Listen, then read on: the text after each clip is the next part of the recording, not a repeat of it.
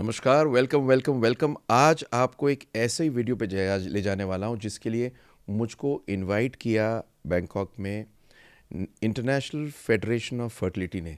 जितनी बड़े IVF centre हैं उसकी पूरी बॉडी ने, और इनवाइट किया 45 मिनट के कीनोट लेक्चर पे। मेरे से और हिंदुस्तान के बारे में एक चीज़ जानना चाहते थे, बस वो कि हम आज के दिन में डिजिटली इतने आगे कैसे हैं और पूरे हिंदुस्तान के अंदर किस तरह से इस रेवोल्यूशन ने आईवीएफ को चेंज कर दिया है। मेरे पास में एक गांव है बिहार का, जिससे आप बिलीव नहीं करेंगे, कम से कम 30 लोग आ चुके। और ये ऐसा गांव है जिसमें लोगों को ये मालूम ही नहीं था कि आदमी को अपने स्पर्म का टेस्ट कराना होता है। सबसे पहले मेरी वीडियो को देखने के बाद में एक आदमी ने अपना स्पर्म टेस्ट कराया। जो नील आया, उसके नील को माइक्रोटीसिस से बेबी दिए। उस पूरे गांव में फैल गया कि आदमियों को भी टेस्ट कराना होता है। अगर यही दुनिया में फैल जाए मेरी एक वीडियो से तो बात बनती है। और आज के दिन में आपकी जेब में जो फ़ोन है वो फ़ोन कितनी चीज़ें लेके आता है। तो आज मैं आपको क्या बता रहा हूँ कि फ्यूचर आईवीएफ का डिजिटल है, क्लिनिक डिजिटल होने वाली है। और ये डिजिटल स्टोरी जो है ये आपको सिर्फ हेल्प नहीं करती, ये आपकी अप्रोच को हेल्प करती है। और जो मैं दुनिया को बता के आया हूँ वो मैं आपको आज सुनाना चाह रहा हूँ। एक एक शब्द को सुनिए, क्योंकि जो हम हिंदुस्तान में आज कर रहे हैं ये फ्यूचर में दुनिया में होगा। तो स्टेप इन करते हैं द डिजिटल फ्रंटियर में। And thank you very much for inviting me. So today I'm not going to talk about medicine. I'm going to talk you what takes medicine and your clinic to the mobile phones of people with a free internet in every telephone. I think you need to be where your presence is.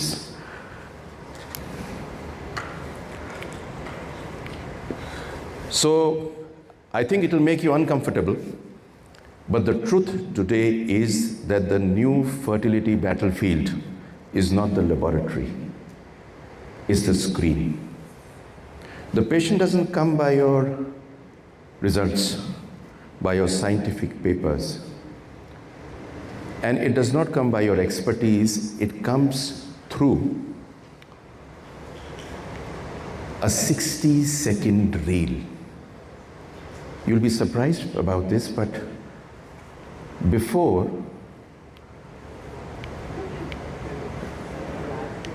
you'll be surprised that before they have visited your clinic, they already have a consultation with you. And today, instead of sitting on your chair in your clinic and wanting to consult people, you can actually consult one to many, not one to one. Now the beauty about medicine is that we sell our time. We sell our time one to one. It's a limited time a consultant has, and it's a limited time which you can sell. But you realize that you cannot scale an industry till the time your business becomes one to many, which means you get the leverage of something. There used to be a time when the leverage was land. The more the land you had, the bigger you were as a king. Then came a time when the leverage was labor. The more infrastructure, the number of centers you had, the more number of people you had, the larger embryologist and doctor's team you had was leverage. The third leverage was money. Money is when you put in money into any business you're doing. The more money you have, the more you can advertise, the more you can market, and ultimately the more you can sell. But you realize there is one leverage which is permissionless. You don't need government permissions for that. It is without any law which governs what you want to give to people. It is limitless, and it lies free of cost within your telephone. And that is the story which I'm going to talk to you about. And it's not a story, it's something which I have witnessed myself, and I stand here because of this. I'm Dr. Sunil Jindal. I'm a microsurgeon. I do andrology. I do micro-TC, and I've been doing it for the last 30 years.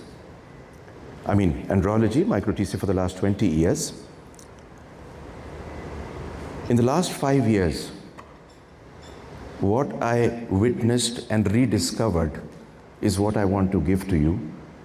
And also I would like to give to you something interesting, what the future will be in 2030. And I say this because I see it happening in other industries. So please understand that your visibility is what people want and what is your digital presence. Every human being wants trust, and they get trust through even a single video when they have watched you with authenticity, and your conversion of that becomes your clinical consultation. And any baby born to a person who has the pain of not having a child is the ultimate success. Now, before I go on to my story, I'd like to tell you something interesting. If you go into the busiest marketplace in your city, and luckily I have people from over here, we have people from all parts of the world, from the United States, from Bangkok, from Europe, from India, from so many places, Thailand. Do you realize that when you go into a crowded marketplace, there are only 5 types of people you remember? 3S and 2F. You pass it, and if I ask you, do you remember anybody in the marketplace? You will say no, because brain is beautiful at deleting. Brain deletes. You remember number 1, somebody who's strange. It could be red-colored hair, a long nose, or something which is strange. You would remember something which is scary. I mean, anything scary you will remember all your life, and you'll remember in the marketplace. The third, of course, you'll remember anybody who's sexy. You will remember somebody familiar, anybody whom you know, whom you meet in the marketplace, familiar. And the 5th important thing which you will remember is anything which is given to you free, for which otherwise you'll have to spend money. Also understand one small thing which I understood. There's a Dunbar's law, and that law says, for example, you can only remember a total number of 1,500 people with their faces and their names. How many? 1,500. But do you realize, you know Tom Cruise, you know Mr. Donald Trump, but he doesn't know you. Why? Because that's a paranormal relationship. And it is built on a rule which is known as the 17-11-4 rule. You've got to see somebody for at least 17 hours, 11 times in those 17 hours, on 4 different platforms. I'm not talking of social media platforms. It could be a movie, it could be a magazine, it could be a concert, it could be even a newspaper. But if you have this thing over, you will never forget that human being. So there are 2 things. Number 1, what you get free. And number 2, the time which you have spent. Now, I come from a small city in India. I was trained to do a lot of things. For about 7 to 8 years, I used to feel very happy going to every conference, teaching people, having master classes, which was great. COVID shut in, and something which happened when COVID was, there were no patients, clinic was down, infertility was at the home, infertility was not out, and I wished I could do something. We have an incessant disease, everybody sitting over here. We cannot sit down doing nothing.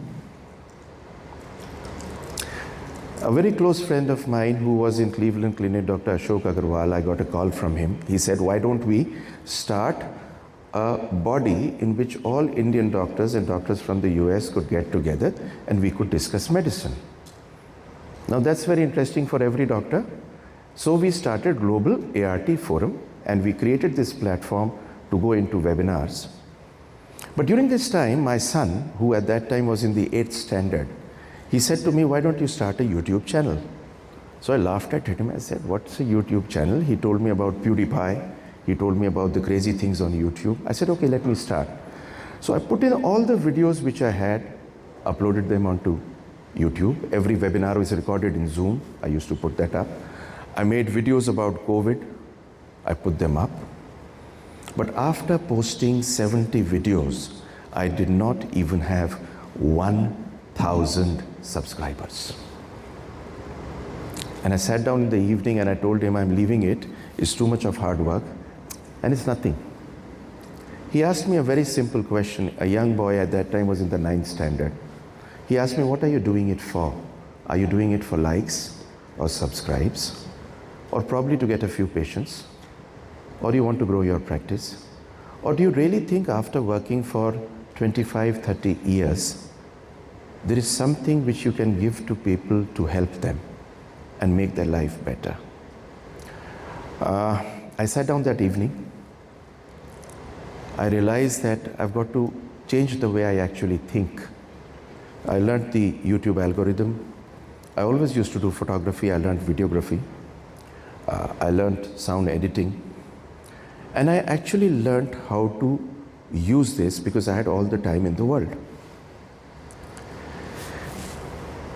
After that, one video, best ways to increase your sperm count, 12 tricks. This went viral. And you won't believe it, the way I saw my subscribers grow from less than 1,000 to further, it made me understand and made me happy. And then I went into the content, the comment section. I'm saying this why to you? Because you are not here as a human being to give content to market. And even if you market, you've got to forget sales. You've got to actually feel that you would like to make a community. And the community lies in the comment section.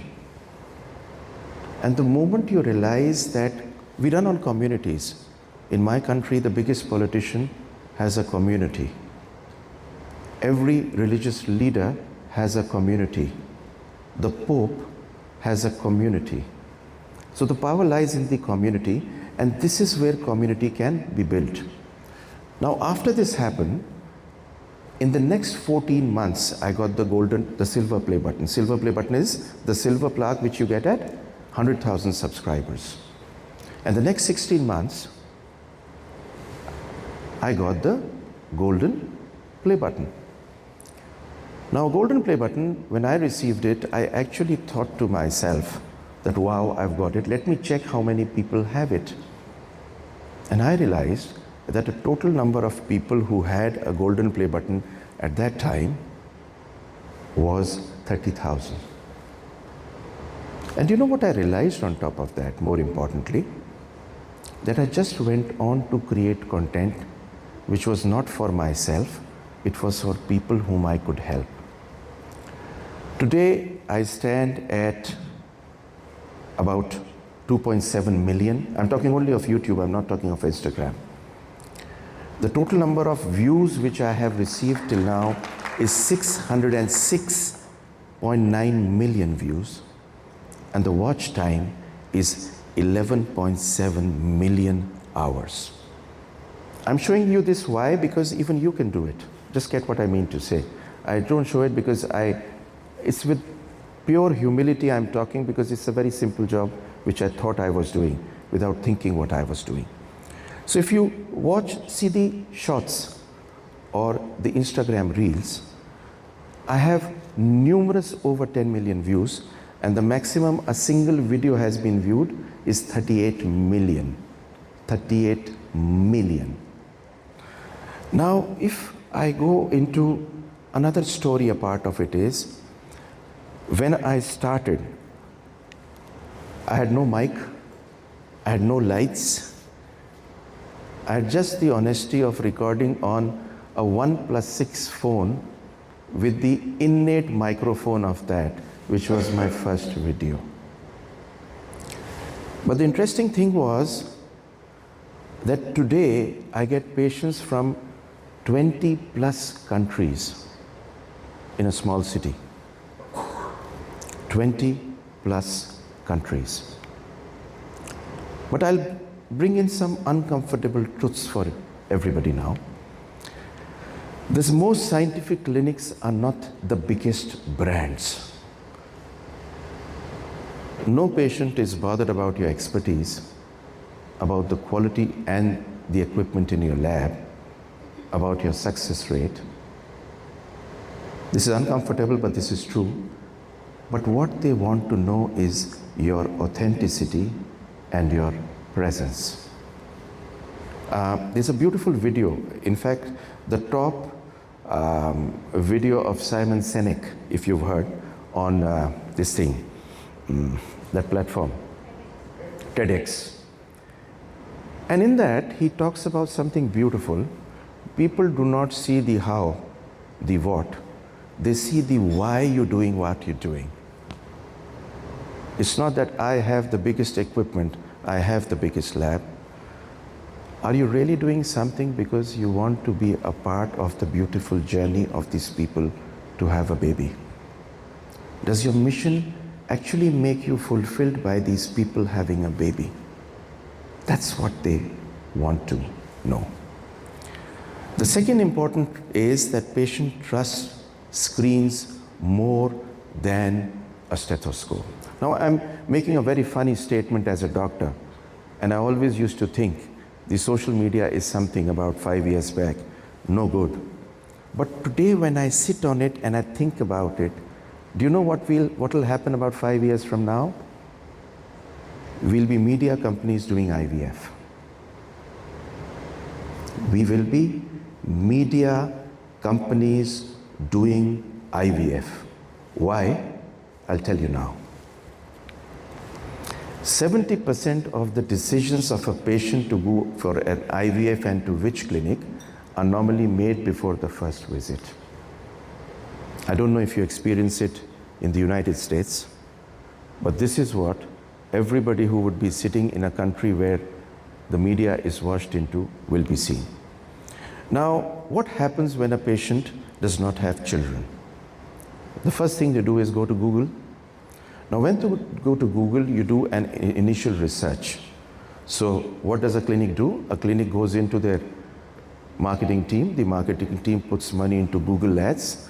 And you, the moment somebody searches, are at the top of the Google ad. Somebody clicks on it, you get a lead, the lead is followed, and the patient comes to you. I think this is how it happens. But have you realized that today, in the next 2 years, Google ad, nobody's going to ask. Why? Because people are going to look for the doctor on ChatGPT, on Google Gemini, Claude, Grok. They are not going to look for people on a Google ad. But once they see you on the Google ad, what pops up? YouTube. YouTube is not a social media platform like Instagram. It is a search engine. And the moment somebody listens to you with authenticity for 10 minutes to 15 minutes, Shorts and Instagram Reels start coming to him on his phone, which have you. That becomes a very quick validation. And ultimately, he makes a decision to meet you. Now, it could be online, it could be offline, but he wants to meet you. Now, this is how a contact normally happens. Now, if I tell you about the clinic selection funnel, which I have understood, it is, the first thing is what the patient wants to do is they want to be educated. They want to know what are the options which they have. The second is they emotionally connect with stories. The third thing is they build a trust based on the education and the stories. And the fourth thing is, they come for a consultation to you. But by the time they come for a consultation for you, you already have spoken to them for maybe half an hour, maybe an hour, or maybe they have listened to you for a couple of hours.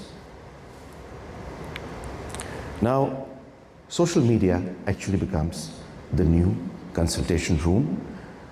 Earlier, I thought I was bounded by small walls of my clinic. Today, the camera takes you outside those walls completely. Now, your presence online is your first consultation. Now, if I go into the awareness funnel, I've told you the clinical funnel, the awareness funnel, is going to be, first of all, people should know you exist. If people don't know you exist, what's the point? You're coming to a conference, standing on the podium, being a member of something, that doesn't make you exist. There has to be an emotion which the human being feels when he watches you. This emotion should build trust in him, and this would lead to a conversion, which ultimately, once the conversion happens, makes a community. Now, only a happy patient, what we talk of is a word of mouth. So we say the most difficult thing in the marketing funnel is the word of mouth, because as it is, any IVF patient who has children won't like to tell people I have children with IVF. I'm talking of my country, the way it happens. So if they have an IVF patient, if they have a success, they tell nobody, and if there is a failure, they would probably tell everybody that don't go there. I didn't get you successful over there. But you realize that once you build a community which actually shares and gets people into the community, it becomes magical. Now, I'll talk about the engines which are drivers. The engines which are drivers in this particular funnel for IVF. Number one is YouTube. YouTube develops a very deep trust, long form connection. How much time do I have, please? How much time do I have?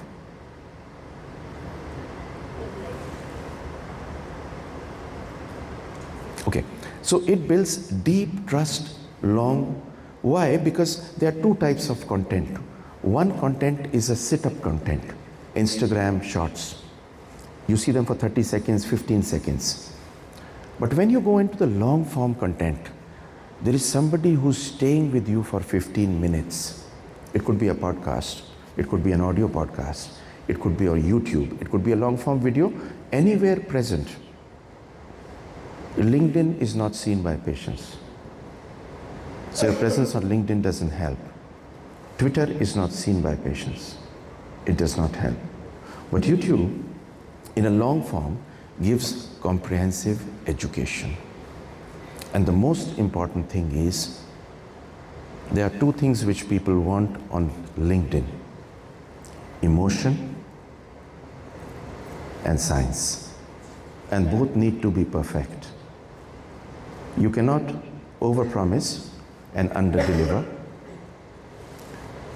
And you've got to speak as an authority. See, YouTube has so many people speaking things which are not scientific. But you have, as Ali Abdal says, an unfair advantage on the YouTube. You are a doctor.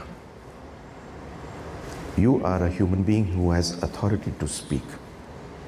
You have a platform which people would like to listen to. And you need to create content which is scientifically correct. Next comes to Instagram. Instagram and YouTube Shorts is quick consumption.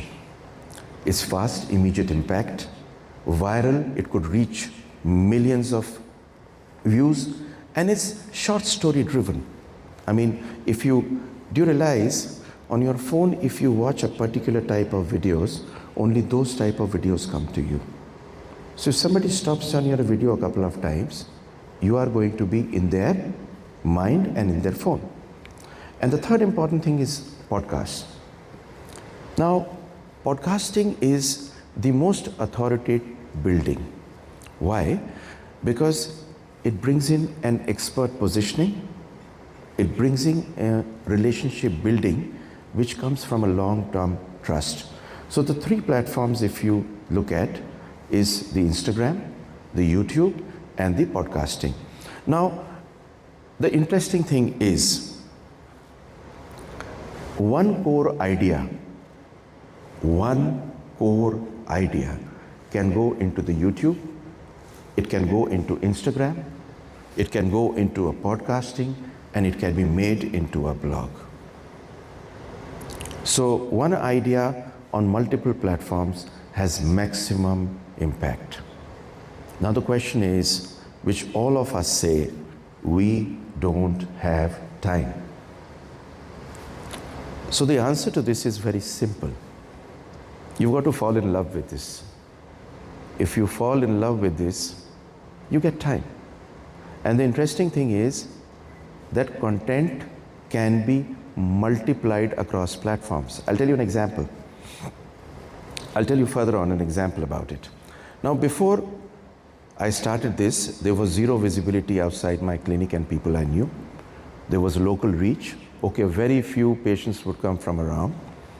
There was a limited patient flow, and it was word to mouth dependent because I never had any B2B model. And I thought initially that a satisfied patient will get patients, but that was great. Somehow God was kind. There was a lot of work always. But what I realized after this is that it became a global trust engine. I got so many international patients, consistent consultations, and a digital authority. Now, I've told you about the three engines which need to function for you and which are the best to function. Now, I'll talk about something before COVID and after, before digital and after digital. I always was a storyteller. And this storytelling, which I deciphered a long time back in college because I used to do dramatics, is what I understood gets used into this even with our relationships with our children and our wives. Because you've got to market yourself to everybody. You even market yourself to your children. Now, how much time do I have, please? Excuse me, ma'am? How much time? 15 minutes. Okay. Out of the 45 minutes. 15 minutes? Now I'll talk about three stories because you've got to understand that IVF is equal to emotion plus science. Do you agree with me? Do you agree with me? It's emotion plus science. So people don't buy treatment. People buy hope. Now, I'll tell you the story of a patient before COVID, which actually changed my landscape. There was this lady who came to our clinic. I'm saying lady at the moment because that's what she was, the way she came. 36 years old, did not have any children, did not have any periods. And examined her. She had a vagina and a small uterus. Sent a karyotyping. Karyotyping came as XY. It was Swyer syndrome. At that time, this was a long time back, about 15 years back, called her back and told her that, well, I told her husband that she's genetically a male and I don't think she'll be able to have a child. Don't leave her. In my country, if something like this happens, there is a very high chance that probably the husband is going to leave her. He looked at me and said something very interesting. In fact, I still remember. She may be a man or a woman, but doctor, I love her.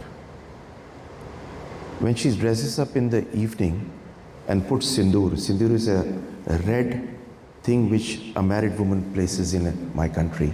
When she puts sindoor, my life is made. Can I have a child? I spoke to my wife and I said, let's work on it. Gave her hormones. For the first time had an endometrium. Gave her progestogen, it broke. I called her and I said, now, see, you have periods now. Be happy, adopt a child. She said, no. I will have a baby. We decided we're going to use donor eggs. So the first time after preparing her endometrium, we used donor eggs, husband's sperm, transferred, she didn't get pregnant. She came to my clinic and I still remember asked me, I have not got pregnant. So I said, I don't really know if you will be pregnant. She said, no, I know I will have a baby. Did the second cycle, transferred 3 embryos, had triplets. Reduced one, carried on. But because it was Swire syndrome, we really did not know whether we should take it as a donor patient or otherwise. But this lady particularly, if I may say so, had severe blood pressure going on to eclampsia, and finally she delivered 2 children, a boy and a girl. But you know the second interesting thing which she did? She said to me, please call the press. If I can have a baby, anybody can. And I want people, I've had the pain of not having children. I don't want people to think they can't have children. And this went all over, every international paper, every national paper, I mean so many places online. And at that time there's so many patients which we got because of this single case. There was no digital media then. I'm talking you the difference which I'm going to talk to you now. Now, this was one patient I told you about, but let me tell you about the second patient now. There was this person who was azoospermic, non-obstructive obstructive azoospermia, an army man, came to me with his wife. His wife said 2 statements to me. I still remember because I connect very beautifully with human beings. I love human beings. You know what she said?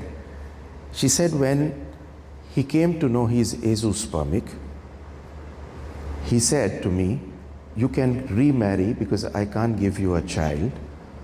She said the moment I saw to her, she said, if I were not to make eggs, would you leave me?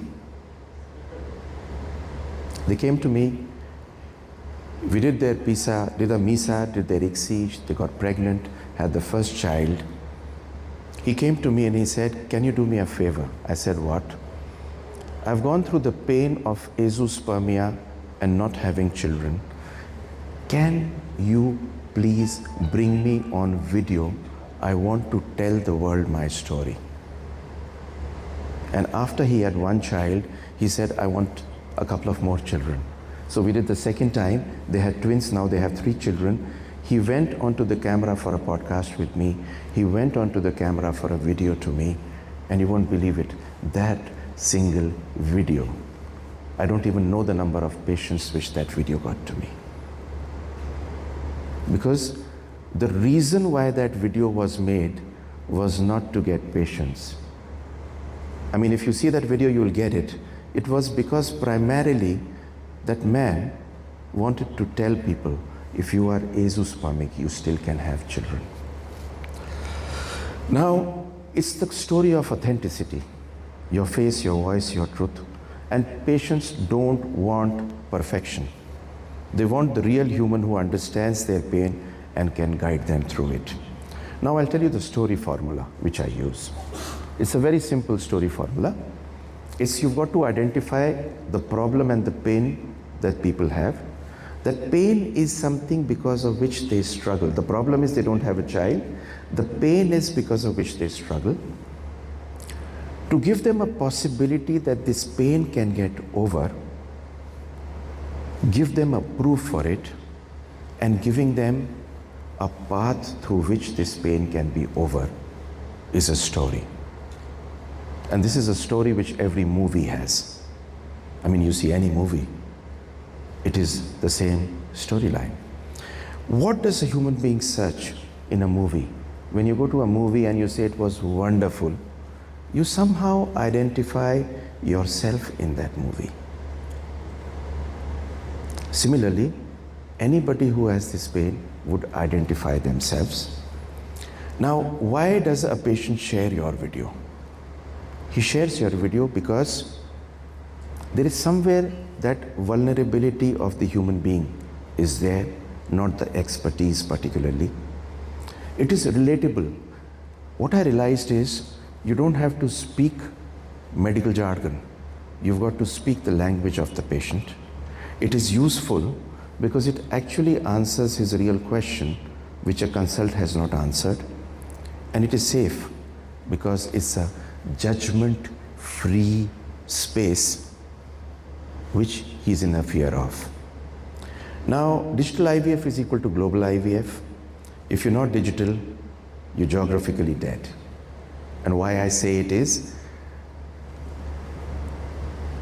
people do not search for your clinic, they search for your content. And content is global. Your clinic is wherever it is. Now, I'll tell you the funnel which I use. I'm telling you what I do. It's very simple. I discovered through an online video. They would probably DM me. My team would call them. They would have an online consultation with me. After every report which they have, I would give them a plan. They would fly. They would get treatment and go back. It's as simple as that. I get patients from, since I'm in Bangkok, I'm talking of Bangkok, London, my city of course, and from every city in the country. Now I'll give you a digital business blueprint. And I'm going to give you this blueprint because I really feel, everybody should know this. Now, YouTube is the foundation of trust and education. Reels make reach and engagement. A podcast gives you deep authority building. Then you have a few lead magnets. How are you going to get the contact of those people who want to meet you? By giving them free guides, checklists, or bringing them into a webinar. Once they're in a webinar, you would like to answer their questions live.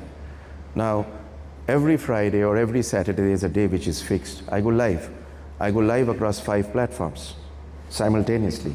I go on YouTube, I go on Instagram, I go onto LinkedIn, I go onto Twitter, and I go onto also this Twitch. Twitch I sometimes don't because I don't have a very big audience in India. So I would be going live immediately. I'm going to talk about a concept and then I'm going to answer their questions. Now what happens is all these people across form a community. Now this community building is what actually brings in the power of the community. And then you start on with courses. You'll be surprised. I never thought about it till, there's so many times before COVID, I would do IUI training workshops. So a pharma company would come to me, they'd say we want to bring people for an IUI training. They would learn IUI, and once they learn IUI, they would start their IUI centers, and if they have any patients of IVF, they would send you those patients. Simple. But what I realized in the last 5 years is, if you could create a small course which I created, how to get pregnant naturally. And I created an application in which those people can know their fertile period when they need to have intercourse. Simple. Now, you'll be surprised. What we think as doctors people know, people don't know. 70% of the population does not know that. But if you create something like that, give it to your community. Again, I told you about the free gift. How many of you have listened to Gary Vee? Gary Vee. Just go onto the internet and listen to Gary Vee. He's an American influencer who teaches you how to become an influencer. Amazing guy he is. Everybody should listen to him because he opens up the windows of people which are closed. We as doctors, as it is, are absolutely closed human beings. Now, what do you weekly have to do? Now, what I do, I'm telling you. I do one long form video. I do 5 reels, I do 1 live, and podcast is less, but I could do a podcast whenever it is possible. This is what I normally would do.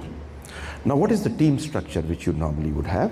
You would have a doctor, you'll have a video editor, you'll have a content writer, you'll have a designer who's going to design the thumbnails, design the ecosystem of that video, and you need a community manager who talks to the community. Any message which you get, you've got to answer it. Only then that person is going to feel he's connected. Now, what should small clinics do? Let me be honest with you. Authenticity beats corporate marketing. A corporate has a name, it has a logo, but it doesn't have the feel of authenticity of a human being. So you don't need big budget, you need a real story, a smartphone, and the courage to show up consistently. So the trust graph is simple. More visibility, more trust, and higher conversion. Now I'm going to predict you 2030. And because from the time I've become a YouTuber, if I may say so, or a content creator, there is so much I read and there is so much I see outside medicine that my understanding has kind of changed away from medicine. So the first thing I'm going to talk to you about is AI. So what we talk about AI? Sperm and ovum, an embryo, an embryoscope. This is what we talk about AI. But do we realize it's the smaller story? Your content creation, your understanding what the patient wants, the answering, your CRM, your customer. Do you know, there's a platform on which you've got to put in 1 billion words which you have written or spoken. And the moment you put in, they can make your video avatar. Anybody clicks on it, their question can be answered by you, and they will not be able to make out whether it's you speaking or it's a video avatar speaking. I'm talking of it today. Any question or any query can be answered by AI in your voice. 11 Labs is the platform. Simple. But this is going on so fast that apart from this, a patient will step in, his reports will be got by AI, his reports could be made by AI. Now I created a GPT. A GPT is, like you have Chat GPT, you can create a local GPT. A local GPT just needs 3 M1 processors, 3 Apple computers. They're cheap, simple. Now when you create a GPT, what I did was, I put in every textbook of fertility which I could get. I put in all the present papers which are available. Now I'm sitting in a library which has every textbook, it has every paper, and the algorithms which I use. Now the primary is the algorithm which I use, and the secondary is every textbook. All that you need to do is, if you're sitting and thinking about a patient, you've got to put in every data of that patient. It's going to tell you everything which today's science says, what human reproduction says, what fertility, sterility says, and you can go into the depth of all of them within the click of a button. And this is AI. I'll show you the GPT which I've made. I'll just show it to you. Simple. You've got to have gamified journeys. Okay, now there's not much time left. I didn't realize the time has gone. So you need gamified journeys. The patient needs to feel just like any other community. Now just understand, on the internet, it's not the IVF business working. A lot of businesses are working. Everything is gamified.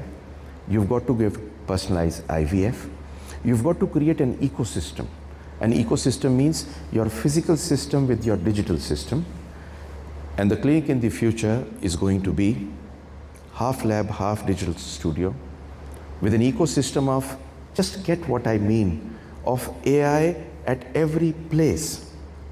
A report being made, a report being checked, a report being triple checked, all being done by AI. Now, new skills for IVF leaders: storytelling, teaching, and community building. And when I made the first video, I was just a doctor in a small city. And today I stand at a different place, not because I'm great, not because I'm extraordinary, but because digital education is extraordinary. Thank you very much. Thank you.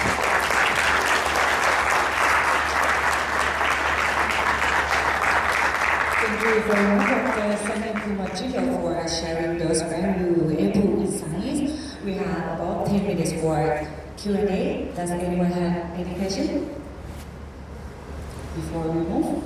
Yes, please. Please, anybody.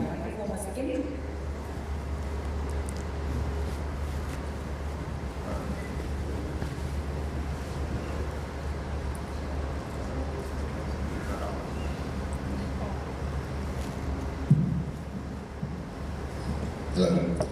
Thank you very much for that presentation. I've sat through, I'm Austin Hawkins, I'm the organiser of the conference. So because I go to a lot of conferences, I sit through a lot of digital presentations, and yours is one of the best. So thank you very much. Thank you. It's extraordinary. And everybody in this room, there was some gold nuggets in there that can really affect your business. And you in this room, you are the clever people, because this doesn't come around very often, I promise you. It was amazing. Thank you. One of the challenges is headline writing. And I was looking at your headlines, and they were spectacular, and they must be very carefully crafted. Could you just talk about how your headline capture, your hook, are so important, and you obviously nailed it. Could you talk us through that a little bit? Thank you very much. Now, I'll talk about the genesis of that. So what happens is, whenever you craft or you do the content writing, for any content writing, you need three pieces. Number one is the hook.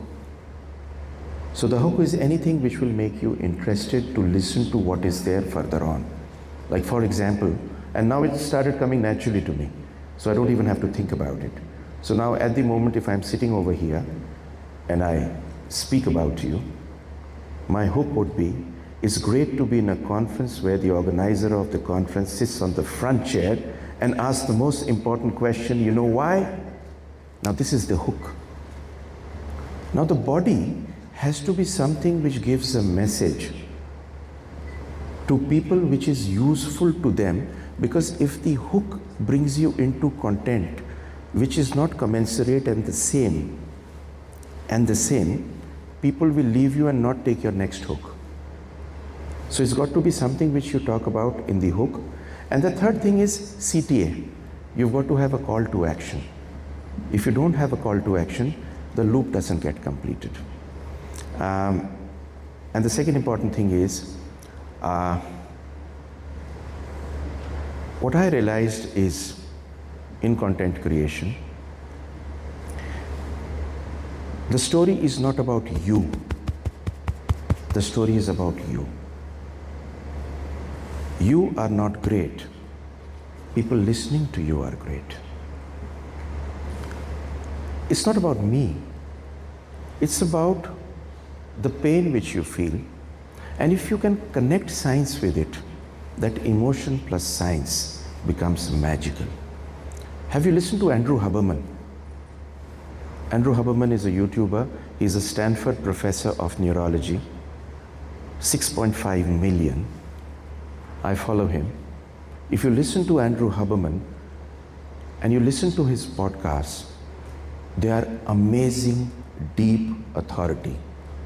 Today, any scientific body of the world of neurology, and you place Andrew Huberman, everybody knows Andrew Huberman.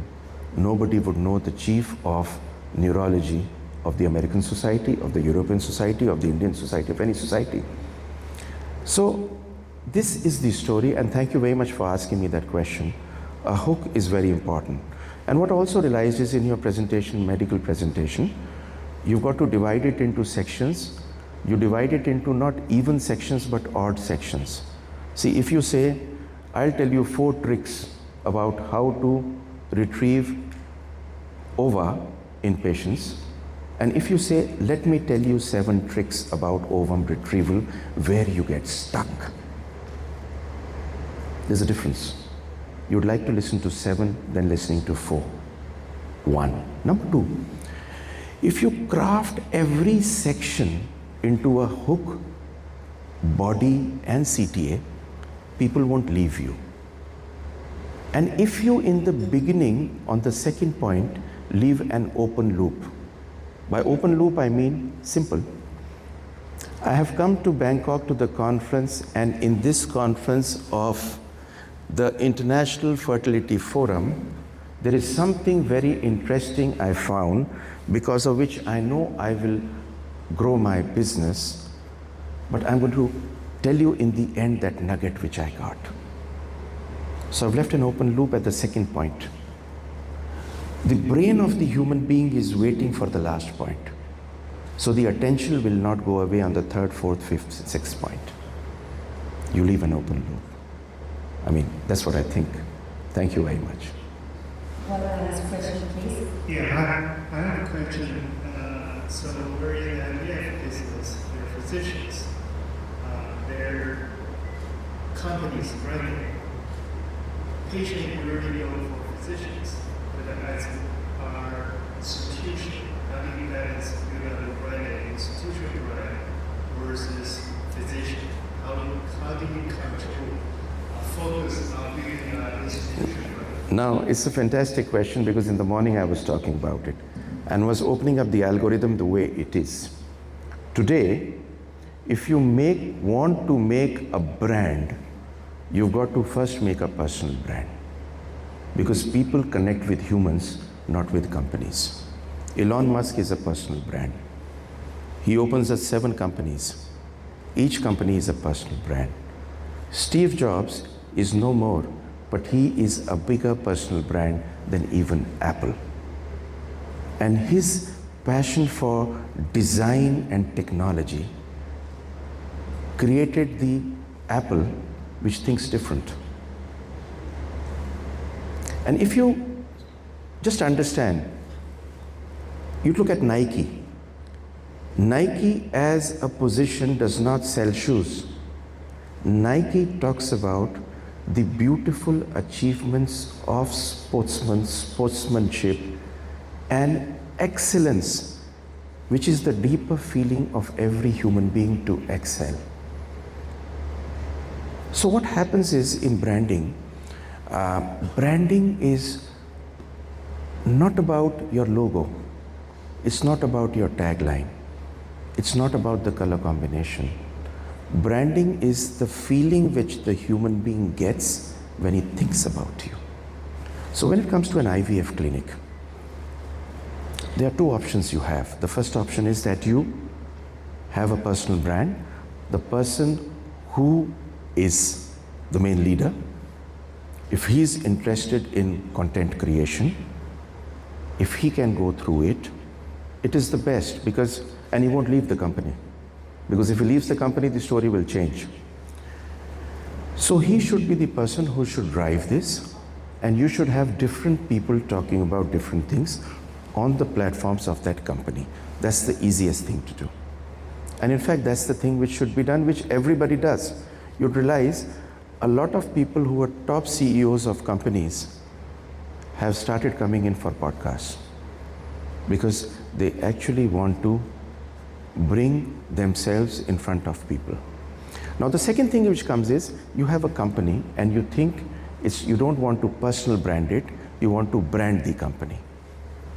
Now, to brand a company, you will have to have human faces. Till you do not get human faces, you will not, there may be any kind of human faces. Like, for example, Nike would have human faces of sportsmen. You could have whatever human spaces. They could be your embryologists, they could be your doctors, they could be the leader or the CEO of the company, and they could be different human faces. But for anything being there, you need a human face.